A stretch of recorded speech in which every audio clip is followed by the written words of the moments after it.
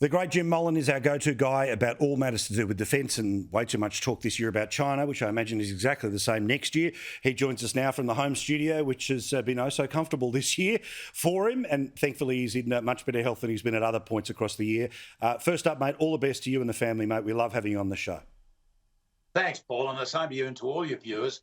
As I think my old mate Hardgrave said, what a great station, what a great show, and what a great year for you guys. High five, mate. Thank you very much. Now, God love the Women's Tennis Association. The WTA has more balls than the IOC, Disney and the NBA combined, because they've gone, we don't believe you, China, about the missing tennis player, so we're not going to threaten, we're going to pull all of our associations with you. Now it's up to you to actually produce her. I think this is magnificent. What do you reckon?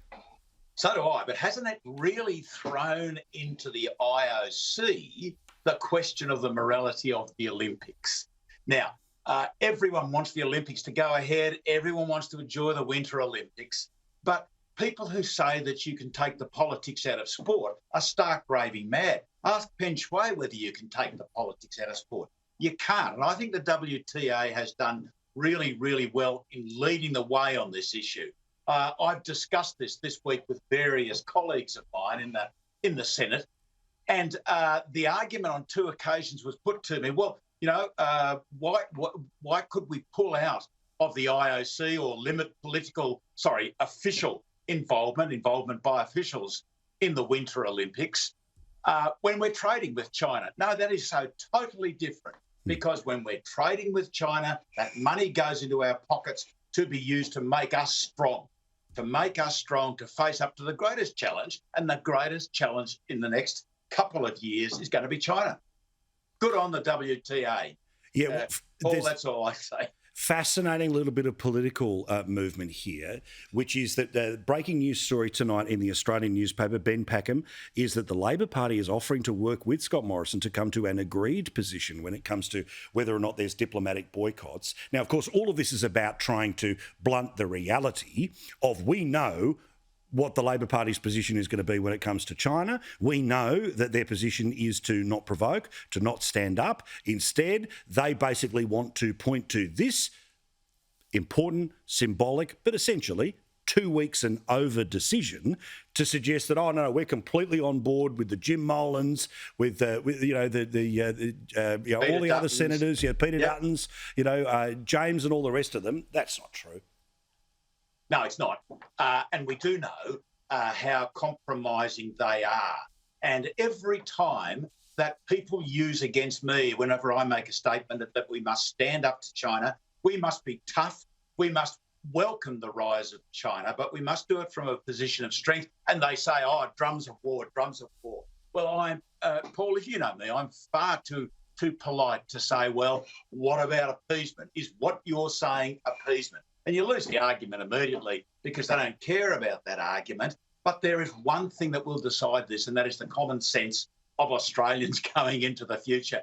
I did a 60-minute program 2 weekends ago, Paul, and I got 7 million viewers because the subject was China and its aggression and coercion throughout the world. Your station, your network, did a fabulous show recently on China, on the aggression of China, the likelihood of war. The people of Australia are deeply concerned about this in a way that I reckon they're in a different way than they're concerned about climate change, the economy, COVID, and all of those kind of things.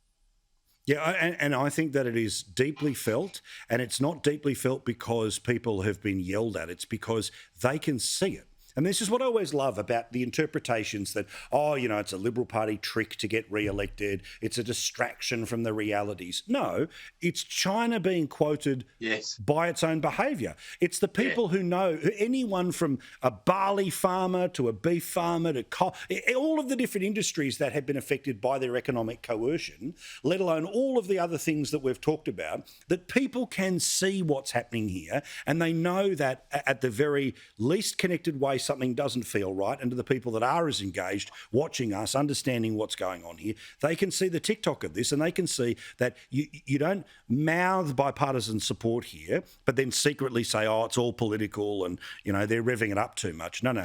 You look them in the eye and you say, if you want to be part of the world community, here's how it works, ... Yep. And the one thing that I think that people are starting to understand is this idea of deterrence. The fact that we are criticised time and time again as warmongers is so totally pathetic that that the whole basis of the concept of deterrence is that you deter war because you're strong. And it's a hackneyed old saying to say that if you want to avoid war, then prepare for it. But it's so true. And history has proven this approach right time and time and time again. Yeah, absolutely. Great, man. Again, thank you very much. All the best to the Family Map. We'll see you again in 2022. Looking forward to it, Paul, and all the best to you and yours. Thank you. Thank you, mate. Do appreciate it.